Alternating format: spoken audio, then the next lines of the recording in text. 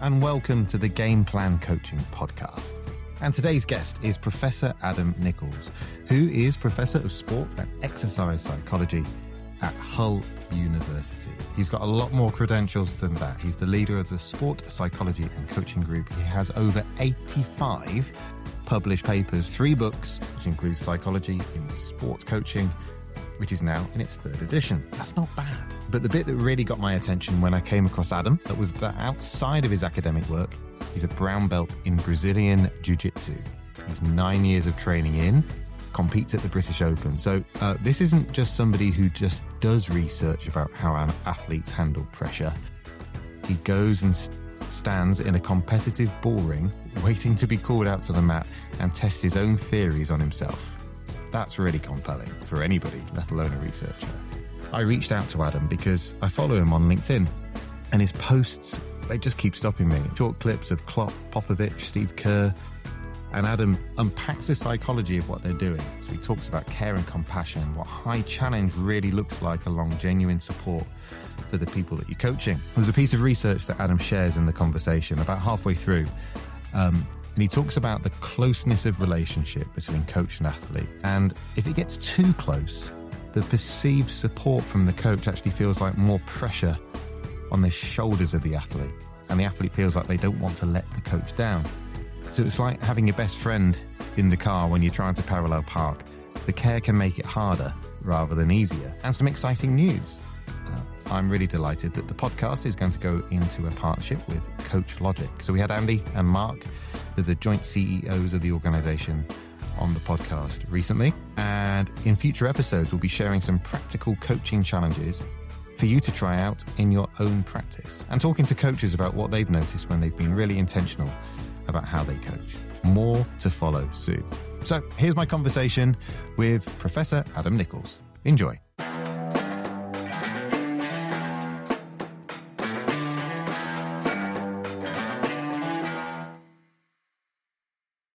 Adam, thank you for joining us on the Game Plan Coaching Podcast. Now, I know a lot of your day-to-day work is based in the city of Hull. So if you were working for the Hull Tourist Board, what would be your pitch to get more people to come and visit the city?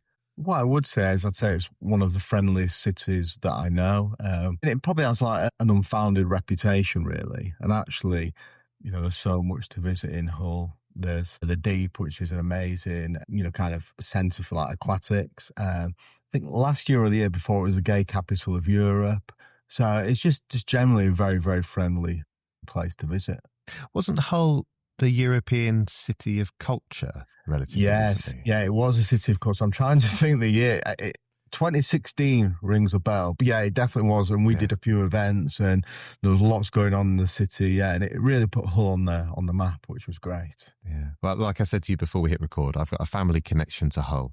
So loosely look out for the football results, which has obviously gone very well recently. Yeah, absolutely. Yeah, back in the Premier League. And I think it's really good for the city. It's actually really good for the university. We tend to get a lot more applicants from Southeast Asia when we're in the Premier League. Adam, look, I have seen lots of your posts on LinkedIn. That's what drew me to you and some of your work. And we'll get into that in the conversation today. But for people who haven't necessarily seen you on LinkedIn and lots of the interesting things that you're posting, would you just tell us a little bit about yourself and your background and some of your work? Yeah, so I'm a professor of sport and exercise psychology at the University of Hull. And I've been in academia now for 25 years, really, doing research and teaching. My research is around a number of different topics, predominantly stress and coping and emotions, anti-doping behaviours. And also I'm really interested in coaching, coach behaviours, the impact of coaching on athletes' well-being. And then from a sporting background, I currently train and compete in Brazilian Jiu Jitsu. So I'm a brown belt now. I've been training for 9 years. Entered the British Open a few times. And I really enjoy it. It's one of the best things that I've ever done. And I think it's really good to be able to be involved still in a sport and a bit of coaching. And it allows me, I think, to have a good understanding of coaches and also being an active competitor too. And I think when I work in sports such as rugby and more physical combat sport.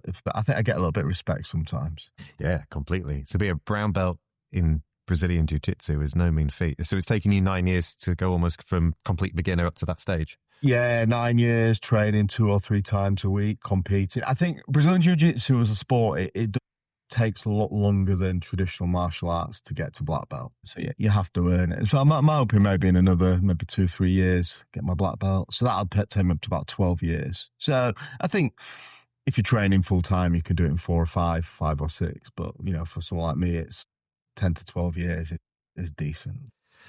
Now, I was going to ask you about this in the conversation today, but from your participation, your competition in Brazilian Jiu Jitsu, do you get the opportunity to put into practice some of your work? Absolutely, yeah. So I'll do research and I'll find out different topics. So one of them was when I competed in Brazilian Jiu Jitsu. So I've competed in the British Open now 3 times. And the first time I didn't handle it particularly well. It's obviously reflected on that. When you compete in Brazilian Jiu Jitsu, you enter what is known as a bullpen. So you stand in this squared off area and you'll wait until you're called to the mat. And sometimes you're in the bullpen for sort of 35, 40 minutes waiting, depending on when the other match is finished. And I realised the first time I competed, I didn't manage that situation well. So the second time I was like trying to focus on generating challenge states, trying to cope and not dwelling on negative thoughts. For me, it's thinking about injury, thinking about what could happen and actually not trying to rationalise that situation. And it made a massive difference the other times I competed. And I definitely handled the situation so much better. Out of interest and cognizant that this podcast is quite practical and applied, or aims to be anyway, for any athletes listening, for any coaches listening who maybe are encountering stressful situations, is there anything that you've researched or applied yourself that maybe they could pick up and have a go at?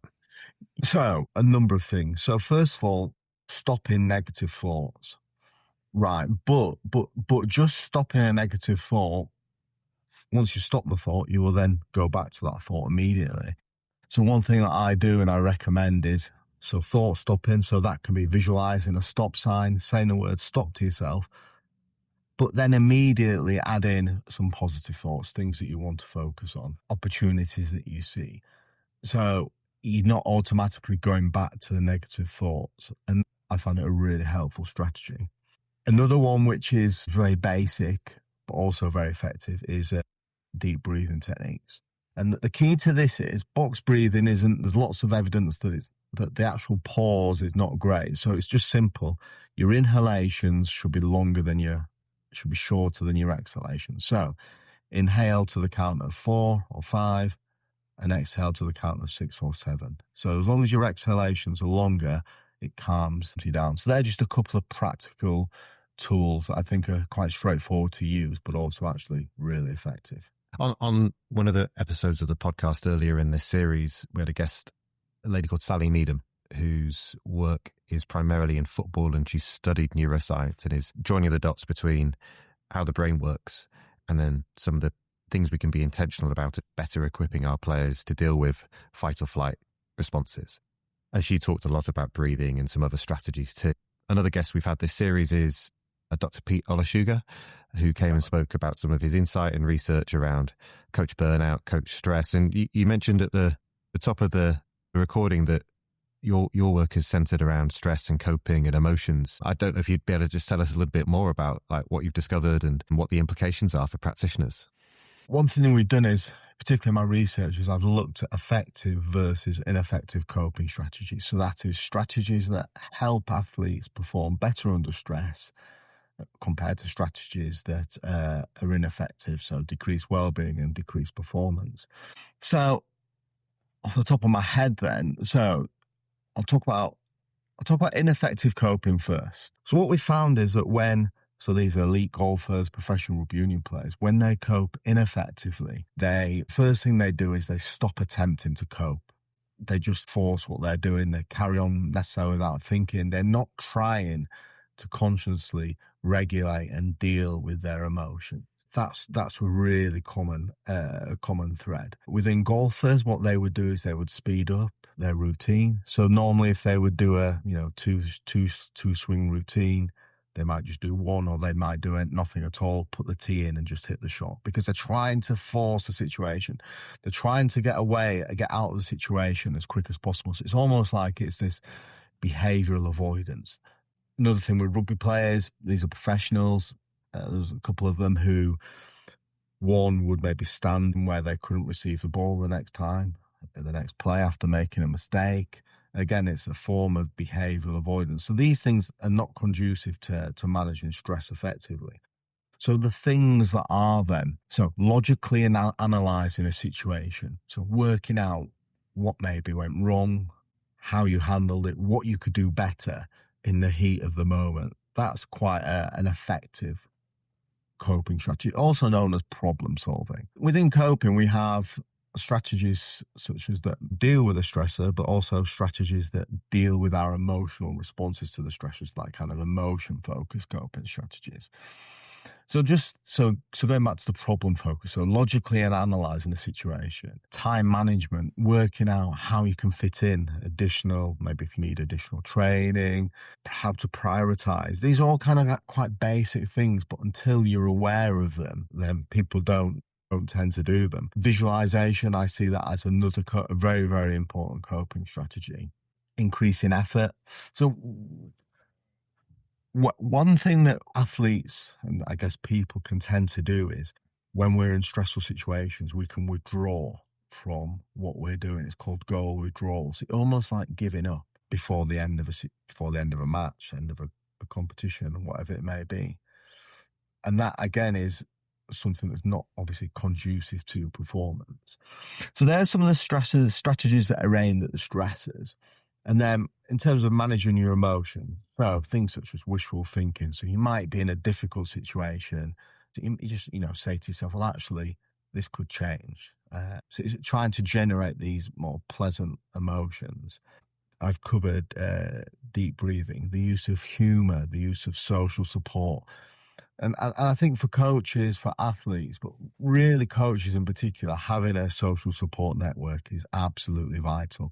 We know that there's a high prevalence of mental health illness among elite coaches, and it's vital that they have people to talk to, people around them. I can't kind of emphasize that enough. So there's lots of different things in a nutshell that people can try. And what I would say is it's about exploring them, trying to use them, finding out which work, which are good for you, and then adhering to them. And like I would say, like any physical skill as a coach that you might teach, coping is a skill that requires time and effort. And the more time and effort you put into it, the better it will be. And finally, just one more. I think this is absolutely amazing. This is meditation, self-guided meditation. So you go on YouTube now, and what I would recommend is lots and lots of videos on meditation, but just start off with 5-minute meditation and then build up.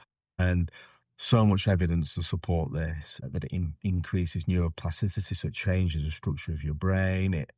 And it's just such a good relaxation tool. And I just think that's amazing, isn't that? Lots of gems in there, what you said, but none of it sounds like it's rocket science, but it sounds like being intentional to put in time to practice some of these things or make time for some of these things might be the difference between being more effective at dealing with stress, coping, than not. So none of it is rocket science, but some people will intuitively do this, others don't. And as a psychologist, as a coach, I think this is where we kind of earn our money or have an impact, when we're working with athletes who don't do this naturally. And not everyone does this naturally. So for example, French Open last night, I can't remember her name now, the Russian girl who's made it through to the final. She was a professional athlete, 19 years old, elite tennis player. And she was saying that something like, when in the past, if I lost a service game or my serve broke, it would be kind of the end of the world for me. So it's only now that she's choosing to cope differently and actually reappraise the situation differently and think about, well, if I lost my serve because I was nervous, my opponent might be nervous. It's not then I can get this back. I can they can break their serve back. So this tennis player had reached, an elite level in the world with actually quite ineffective coping. So as coaches, as psychologists, we can accelerate the experience, or accelerate the knowledge in which people apply coping at a much quicker level. I think generally people get there in the end, or some people do, in terms of using their experience to cope, whereas others really, really struggle with it. So it's this awareness is absolutely vital. So, something you said then just triggered a thought with me, this idea of reframing what you'd like to achieve and your response to things going badly. Positive self-talk then becomes something that feels really important. I saw a clip on social media, I don't know where or when, but it was an NFL player walking up and down between plays, and he was mic'd up, and there was audio of him talking to himself. And I suppose the perception of big, burly player who could run through anything, but clearly dealing with stress, but doing it in a really intentional, mindful way. What are your experiences of that? Yeah. So one thing I would say is you cannot tell how someone is feeling from watching them. And I know this from first-hand experience. So this was 2005, I did a diary study with one of the Irish provinces, one of the first teams. So it was a 28-day diary study. They reported their stressors, coping over 28 days. And there was 2 European Cup matches. It was the Heineken Cup for the best teams in Europe. And also 2, at that time, it was Celtic League matches. And you would see these players. So I'd be watching the matches, and then I would get the diary back in. And these players most of them were forwards. So the big, strong players, aggressive, abrasive players. One of them was actually, particularly tough, had quite a poor disciplinary record. Yet underneath all that, he was experiencing a variety of different stresses, very thoughtful with his stresses, very thoughtful with how he coped. And you would never have guessed that or known that from watching them play. So I think, again, from a coaching perspective, from me, I learned that you can't, just because somebody looks like they're handling a situation, you don't know whether they are for definite. Someone you might appear to be struggling, but they might be struggling because of technical deficiencies, illness, poor hydration, a number of factors which might not be coping. So the only way we can fully understand how someone is actually dealing with a situation is by speaking to them. And I know there are some behavioural tools coming in now, particularly in football, where they're trying to rate a footballer's feelings just from their performance. And I don't think you can do that, not accurately. I mean, it links highly to some of the work that I do on a day-to-day basis as a coach developer, where perhaps sometimes the symptoms, the problems the coach is coming to you for a conversation with are one thing, but actually there's some underlying causes that actually, through trust and rapport and that relationship and the intentionality of why you're trying to head there, that's the really important stuff. And yeah, I've found that actually what a coach might say sometimes might be masking some other things that need some time to better then explore and get into. Yeah, and absolutely. And I think also as well, I think athletes also mask, particularly to coaches, particularly head coaches who are responsible for selection, when they might not necessarily want them to know their vulnerabilities. Because, and I've spoken to athletes about this, if it's a close call between you and another person, and your coach thinks, oh, actually, yeah, you got a bit nervous last time under pressure, or you maybe choked under pressure, or, you're not quite right in the big games, then they're scared to report to their coaches because of that, because they'll think, right, I'll pick this other player, it's maybe a safer bet. So it is difficult. It's really, really difficult. And I think this is why assistant coaches, the physios, the strength and conditioning coaches within an elite environment can be really, really important. Yeah. And their role is so much more than being, air quote, what's on the job spec. And I also think as well, like the very best coaches are the same. The very best people who work in these, elite environments, often they're the psychologists as well. They're intuitively very, very good at it. You look at Jurgen Klopp, Pep Guardiola, in our post about, and all the American collegiate coaches, American NFL coaches that I post about, Steve Kerr as well. They just have this intuition where, I'll write about the theory and I'll see a clip of their behaviour, which actually is really, really strongly underpinned by scientific evidence and theory. They don't know about fulfilling an athlete's basic psychological needs, their need for competence, relatedness. They just do it naturally. I met somebody a few years ago at Hartbury College called Dean Clark. For anybody who doesn't know Dean, I would just describe him as a brain box of coaching. And Dean said something very similar to me about the process he goes through with some of his students, that they might talk really clearly about their beliefs around coaching. And then he'll say, oh, you're just as smart as this professor over here, because they've done the same stuff, but they've just put it in more fancy writing than you. And I think like to help people recognize how their behavior and their actions fit into something, a framework, it maybe gives them a even more opportunity to talk about it, to have a language for the work that they're doing and build on it. Yeah. And I think some of the coaches and leaders I've worked with, it just gives them that reassurance that actually what they are doing is right. Not right, but it's effective. And sometimes it might be just a little tweak here and there. And I know as well that when you look at a lot of these really, elite coaches, they all speak about the mentors that they've had. So for Steve Kerr, it was Greg Popovich, Phil Jackson. He's learned a lot from those. Before he became a coach at the Golden State Warriors, he travelled around and worked with some other coaches, shadowed them. Yeah, so they all have this desire to learn and become better. But I think also at the heart of it, they have an intuition as well. And a good people as well. They care. The more and more I post on LinkedIn, the more I study these elite coaches, elite leaders. At the heart of everything, Nick Saban as well, is they care. It's funny actually, because in preparation for today, I didn't need to watch your videos that you share in preparation, because I see them frequently and they're awesome. They just spark something and they're so inspiring. And I was just reflecting to myself, what are the words that I would describe the themes of the videos that you share? And I wrote down care, trust, resilience, determination. They stood out strongest to me. But like, what really resonates with your audience when you're posting the clips, and what are the messages you're trying to share with the work that you're doing there? Yeah, so all of those that you just mentioned, and what I would say is compassion. So the videos. So the posts that I would say get the biggest hits are the ones in which posts about, I'd probably say there's a couple of themes, elite coaches, but elite coaches who have got reputations for being quite hard. So Nick Saban and Greg Popovich, they're two of the hardest coaches in terms, and so probably Saban and Ferguson as well, in terms of how they can beat some of the players. But above all, they show love to their players. They show compassion. And so that's what I'm trying to probably get out, that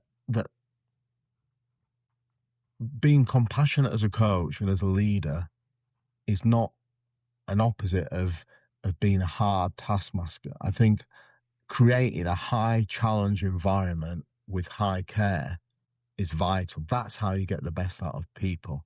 People need to be challenged. They need to be pushed. But people also need to feel cared for. They need to feel they've got a voice. They need to feel that they're understood. They need to feel empathy. They need to feel they're supported. And above all, they need to feel valued. And I think this is where, from my experience, that these elite coaches, these elite leaders, they get that. And I think that's really, really important. And as I just said, it's like moving away from it's either, and I don't like it's a soft or a hard approach. I don't like those two, because it's not right. It's a high challenge environment where you work hard, there's discipline, there's accountability, there's all those things, which we're probably seen as old school, but then there's also this support. And that's what I'm trying to get across in a lot of my posts. Because I think that's vital.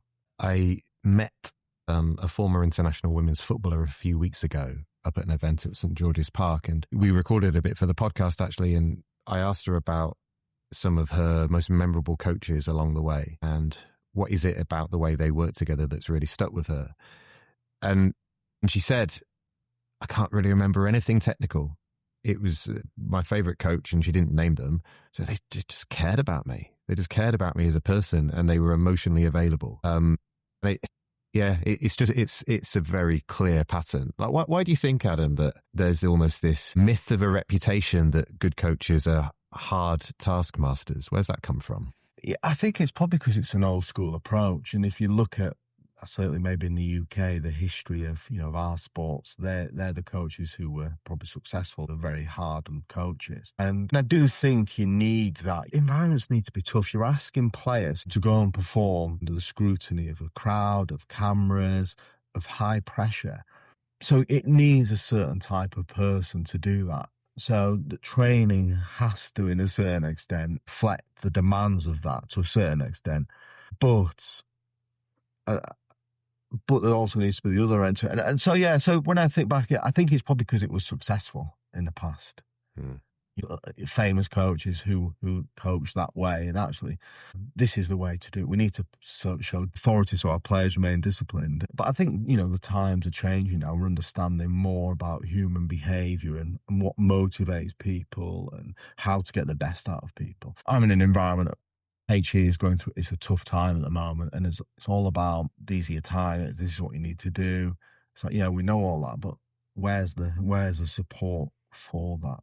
Yeah, and my own experiences of coaching young people in football, young players want different things now from their coach. They expect different things, and context obviously makes a huge difference. But I work in the pathway of under 12s. If I was to be a hard taskmaster with them, and that was my only one-dimensional coaching approach, I'd lose them quite quickly. It's about being the whole person, right? And really authentic and genuine. And it comes up so often on the podcast, which makes me think, are we just repeating ourselves when we have these conversations? But actually, I think it's so ingrained, I think, that to be able to describe it and talk about it really explicitly is so important. Yeah, I think so. And I have to think that, you're repeating yourself. But actually, I don't think in this case, in this instance with this topic, it seems that there's so many people need convincing that this is the way forward. A high challenge and a high support is one doable, is needed. Again, a lot of social media, you hear about coaches saying, it's gone too far now, we're too soft. But it's not about being soft. It's about the environment you create and what's expected. And these environments are not soft, they're tough environments. It's just that, when you're training, it's tough. When it's just that away from training, that's when the players can get the support and the care that they need. I don't understand how you can be a coach and get the best out of people if you don't know what's going on in their life. Athletes are humans, they're people, and they have, their families, they have children, they have things going on in their lives which will impact their performance, will impact how they're feeling. And if you don't know that, player X is, his wife's poorly or his wife's mother's died and he's been a bit aggressive in training, he's a bit angry, he's not his usual self. This is why you've got to know the players and understand and have the relationship so you know what's going on. And then, you can make allowances for them. You make them feel cared for and valued as well by having that relationship. I think ultimately it's relationship and connections. Yeah. When I coached at Arsenal a number of years ago, I supported it around the women's side. The head coach at the time was a chap called Joe Montemurro, who's been in the women's game for a long time and is just genuinely just a lovely guy. But he modelled this just where he created a physical space where the players came in before training. They'd walk through the players' hub and Joe would always just be available. And it was an opportunity for them just to check in. And he'd model it as well. His family were over in Australia. He'd call out to the players, I'm having a crap day. I'm just going to take a step back and let the assistant lean in a bit more today. And I think it took a little bit of time for him to build the trust that there's no trick to this. But I just loved the explicit, like, I'm going to sit here and you're going to come through this space. And this is a brilliant opportunity for you to just be really honest with me about how you are today. No, I absolutely love that.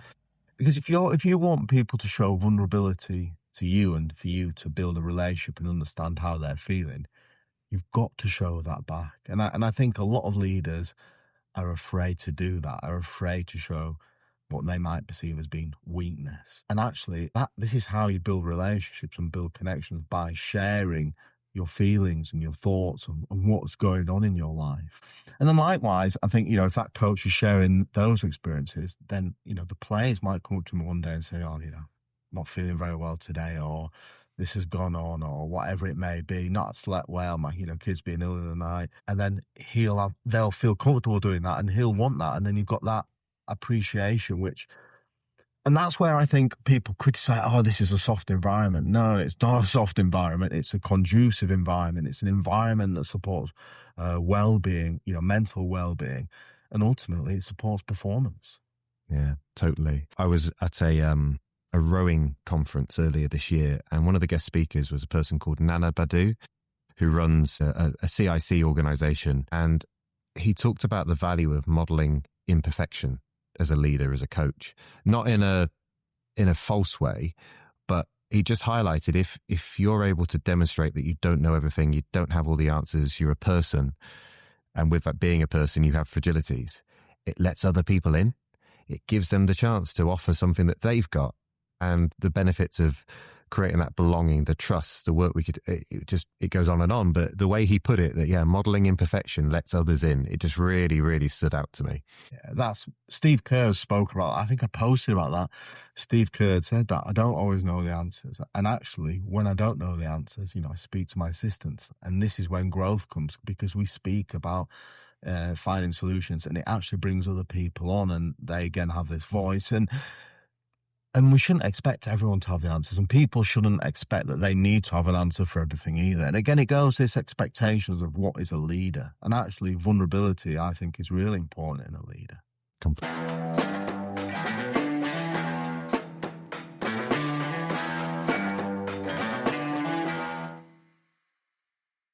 Adam, in every episode, I invite our guests to share something to this ever-growing coaching game plan. So it's a shared playbook of ideas and stories and research and different experiences that the guests bring. So what would you like to add to our playbook? So I thought about this, and so back in 2016, I published a study where we had quite an unexpected findings. So I'm going to talk about that now and the implications it can have for coaches. So we looked at the relationship between the quality of a coach-athlete relationship and coaching behaviors, and how it impacts perceptions of either challenge or threat states. So we know a threat state is about you perceiving a situation kind of negatively. You're focusing on what can go wrong. You're feeling anxious. Whereas a challenge state is about identifying what you want to achieve from a situation. And it's more of a positive state. So we did this study, I think over 200 athletes. And what we found is actually the closeness in a coach-athlete relationship is linked to threat. So obviously there are many benefits from having a strong and a positive coach-athlete relationship, having that connection. But as a coach, just be mindful that when you're particularly close to an athlete in a stressful and challenging, demanding situation, they may experience some levels of threat because they don't want to let you down. That's what we found. So the takeaway from this is that I think probably mainly for, individual sports where coaches do have a really close relationship is actually just let them know that you're supporting them and they're not letting you down if performances don't go to plan or if they lose, and try and alleviate some of the threat that they may experience. So we were really surprised by this result. We didn't expect this. But in some ways, it makes sense when you have a really strong relationship with someone. You don't want to let them down, which can actually become an added stressor. I didn't imagine you would say this, and it's really, really interesting. And from what I heard, you're not saying don't have close relationships with your athletes. No. You're saying if you recognize that they might feel quite close, be intentional about naming the outcome, naming the process you're going through, that you're not letting me down. You don't want them to feel threatened or under stress because of the closeness. Yes, so you don't want that to add another layer of stress. So you've got the performance demands, if they're a high-level athlete, trying to get a contract, sponsorship money, performance, and we don't want that to be an additional threat. So so just make it clear to them, I support you, you're not letting me down, whatever happens, it happens. But it's almost about trying to remove yourself as a source of stress and a source of threat to them. No, coach-athlete relationships are really, really important. We need them to be good. We need them to be close. But it's just having this awareness. Have you seen anywhere or anyone who does this really well? In terms of kind of freeing the athletes up and... Yeah, almost giving them the permission and space to be able to go and perform freely without the coach, like you said a moment ago, without the coach becoming another cause of stress? Yeah, I've seen this in a couple of examples where young martial artists, where the parent is the coach, and when they'll say, you know, you're doing this for yourself, you're not doing this for me. I love you regardless. So you're showing them unconditional positive regard. That's the key. I think as a coach, you have a high quality relationship, and that quality is based on the connection you have, how you view them as a person. It's not based on their performance today, their performance tomorrow. And it's about making that clear that the relationship will be close regardless of how you perform today. And I think that's the really important part. And I would say you do get examples where they're kind of nicer to an athlete if they're winning, sort of thing. And this is kind of it's called controlling coach behavior. And it's something that, you know, we want to avoid. Separating the person and the performance, that really resonates. It's like a completely different example, but being a dad of a 6-year-old, when I've had to have a conversation with my little boy about maybe some unhelpful behavior, I try and make a point to say, I wouldn't say this, but just for the example, I wouldn't say you're a naughty boy. I would say your behavior is really not great. So it doesn't feel like it's him. It feels like it's something he's doing, and therefore he can change it and control it. And that's the key. And I think just a reminder that I think to athletes is that you still have this relationship, even if you weren't coaching them. And this is another thing as well. All these top coaches, they're still in touch with their athletes 20 or 30 years later. They still have relationships. And that shows that these relationships go far beyond sport. You know, you look at the San Antonio Spurs. So Greg Popovich coached them for 27 years.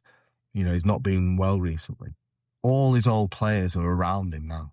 You know, they're you know, helping him get to matches, you know, helping him around the stadium.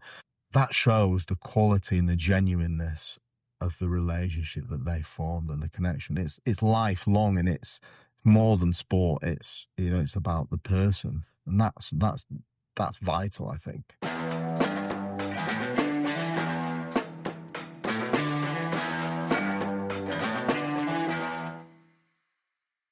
Adam, in every podcast, I ask our guests to share some game-changing advice. Now, Craig Morris challenged me on this. He said, I'm not in the business of giving out advice. I'd rather share ideas for people to work with. But in the spirit of offering something tangible and potentially helpful for the listener, which maybe they go and apply, they might edit it for their context, or they might just reflect on for now, what would you like to add?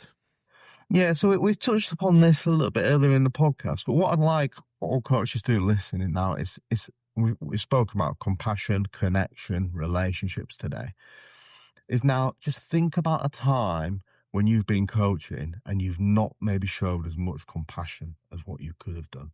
And now I'd like to actually now think about what you could have done differently. So could you have listened better? Could you have tried to understand the athlete more? Could you have shown more empathy? Could you have supported a person, an athlete, differently? Could you have tried to make them feel more valued? And so think about these key things, this listening, understanding, empathy, support, making people feel valued. And now think about if the same situation was to arise, how could you be more compassionate? How could you show compassion to the athlete? And I would imagine people are drawn to moments when stuff's gone wrong or there's turbulence in the relationship. The way you've posed that question, is it framed around dealing with difficult situations? Difficult situations, but it could also be a situation where maybe an athlete is late to training and you didn't ask why as a coach. Their maybe performance might be suffering and you didn't ask why. You didn't try and get to the bottom of what was going on in their life, or you maybe didn't show compassion. Because quite often it's the compassion, it's making people feel valued, that will actually get them out of difficult situations and actually will help them perform at their best. I think that's, you know, you always say people say, oh, someone needs a carrot, someone needs a stick. Well, actually, I don't think there's many people who probably need a stick to get the best out of them. And that's just kind of a short-sighted view. And actually showing these factors can help get people out of difficult situations. And we know dealing with people, coaching people, leading people is not easy. You know, I certainly don't have the answers to make it easier, but I think there's things we can do to help manage difficult situations. Thanks, Adam. Great advice. I really hope the listeners are able to take that on and reflect on it. Thank you for your time on the podcast today. You've shared lots of brilliant insight. And if people haven't seen your post on LinkedIn, I'll share a link to your profile in the show notes so people can go and see and continue to be inspired and be curious. Well, thanks very much, Tom. Cheers. Really enjoyed spending some time with Adam. I must admit, I felt really trepidatious before hitting record when you see so much of his stuff online and the brilliant impact that he's having, inspiring coaches and joining up research and practice. I didn't quite know where to start, but it was a lovely conversation. And I'll put the link to his profile into the show notes.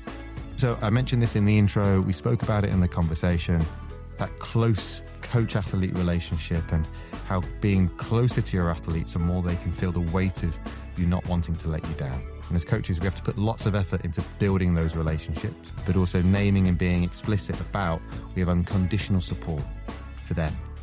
Unconditional. And that's the thing that changes things. We talked about high challenge and high care. It kept coming up in the conversation. The idea really that being a tough coach and being a compassionate coach aren't different things. Adam talked about Popovich, Saban, Ferguson, coaches who have reputations for being demanding, sometimes brutal. But what sits underneath all of that is a genuine love for their players. A coach who doesn't care enough to challenge isn't being kind. They're just being easy. And a coach who only ever pushes without caring is just hard to be around. The best coaches hold both at the same time. At the end of the conversation, Adam asked a question rather than a piece of advice. He asked coaches to think of a moment where they could have shown more compassion. Not necessarily a big dramatic moment, but it might be that subtle, everyday moment, and you maybe don't miss it. It could be when the player's late and you don't ask why. Someone's quiet and you don't check in. If that happened again tomorrow, what would you do differently? And finally, I'm really excited about this partnership with Coach Logic. If you haven't listened to the episode with Andy and Mark, go back to it, find it. There's some really practical, useful ideas in there. They speak with such clarity about the way they coach, and that comes from how they film themselves and watch it back. And what it means is that we'll have some real coaches challenges in our future episodes and conversations with coaches who've been paying attention to how they coach and found how they've made sense of what they do. So the whole point of this podcast is always been to give coaches something worth taking away. And that feels like we can do even more by working closely with Coach Logic. So thanks again for listening to the podcast. I hope you got lots out of this one. Let me know. If you've got any suggestions for future guests, please like, subscribe, share the podcast, and go well in your next coaching session.